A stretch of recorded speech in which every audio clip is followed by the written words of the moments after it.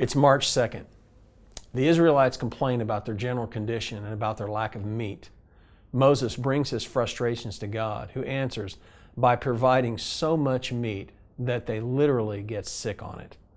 Some of those that complained even died. Miriam and Aaron's criticism of Moses is seen by God as a thinly veiled challenge to his authority by the two people closest to him, his sister and his brother, those who should have had his back.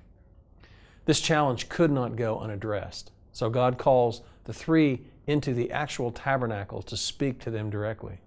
And God explains that the unprecedented event is for them to see firsthand that Moses indeed has a unique relationship with God that no one should question. And as a result of her challenge, Miriam is stricken with leprosy, a contagious skin disease that would render her a recluse for the rest of her life. And Moses intercedes for her, and she is restored to health after 1 week. These two events should have served as an example of the fallacy of not trusting God. Each time the people complained, whined, or became impatient or fearful, God has proven himself faithful to his word and amply supplied their needs.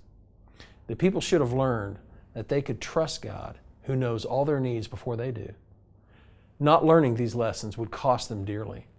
Tomorrow, as we read of the people's reaction to the scouts' report of the land, we'll read about the life-altering consequences of not taking these lessons to heart.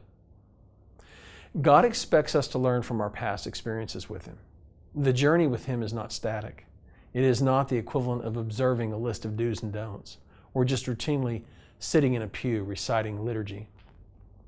The journey with him is a real-time, 24/7, dynamic relationship in which we learn, give, receive, and grow.